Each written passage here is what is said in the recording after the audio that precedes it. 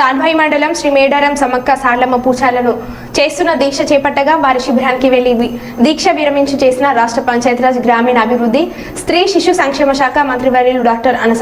అనసూయ సీతక్క ఈ సందర్భంగా మాట్లాడుతూ వరంగల్లో జైలుకు ఎదురుగా మేడారం సమ్మక్క సార్లమ్మ ధార్మిక భవన్ ను వేద పాఠశాల నిర్వహణకు ఇస్తున్నారని, సమ్మక్క సార్లమ్మ పూజారులు దీక్ష చేపట్టారని, వీరికి ఎన్నికల కోడ్ ముఖ్యంగానే అక్కడ ఉన్న 1000 గజాల స్థలం సమ్మక్క సార్లమ్మ పూజారులకు అప్పగించే బాధ్యత నాది అని 2 రోజుల్లో ముఖ్యమంత్రి రేవంత్ రెడ్డిని కలుస్తా శాశ్వత పరిష్కారం చేస్తానని మంత్రివర్యులు సీతక్క పూజారులకు హామీ ఇచ్చారు. నాకు కూడా తెలియదు మీ ధర్నా అవుతుందంటే మళ్ళీ కమిషనర్ని అడిగిన నేను, మరి అధికారులను మా పూజారులందరినీ పిలిచి మాట్లాడి అసలు మీరు ఎందుకు ఆలోచన చేస్తున్నారు అనేది అడిగినప్పుడు నేను ఆల్రెడీ చెప్పిన మేడం మేము తీసుకోము, జస్ట్ ఎందుకంటే పాత బిల్డింగ్ కూలగొట్టి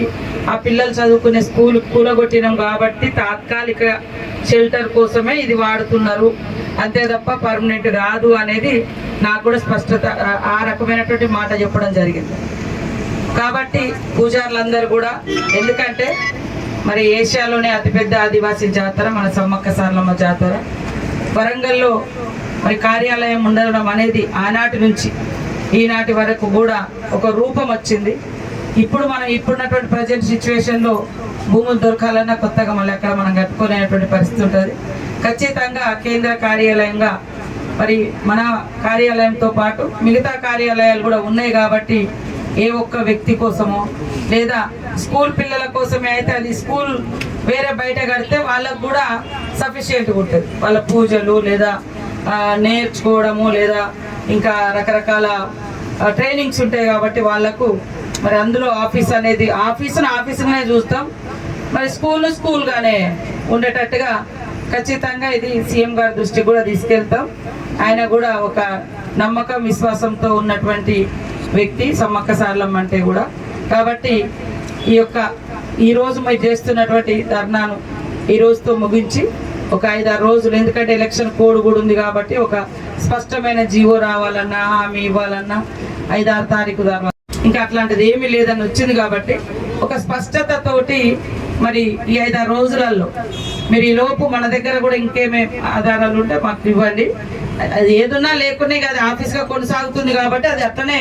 కొనసాగించాలనేదే మేము మన అందరి యొక్క ఉద్దేశం, లక్ష్యము. తప్పకుండా మరి ఇంత పెద్ద జాతరకు సంబంధించినటువంటి ఆఫీసు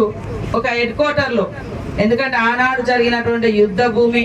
మరి ఆనాడు ఉన్నటువంటి ప్రభుత్వ యంత్రాంగం, రాజులు, ప్రభువులు అక్కడి నుంచి ఇక్కడికే జరిగింది కాబట్టి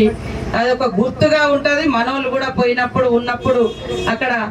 మరి మంచి చెడుకు కూడా బస చేయడానికి కూడా అదొక భవనం చాలా ఉపయోగపడుతుంది కాబట్టి ఎట్టి పరిస్థితుల్లో అలాంటిది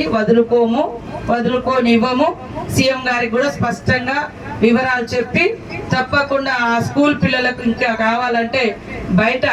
ఒక స్కూల్ ఏర్పాటు చేయించడానికి కూడా అట్లా కూడా హామీ ఇప్పించి వాళ్లకు మనకి ఇబ్బంది లేకుండా చేస్తానని ఈ సందర్భంగా తెలియజేస్తూ, ఎందుకంటే ఎండాకాలం మీరు అందరూ కూడా తిండి తిప్పలు లేకుండా మరి ఇక్కడ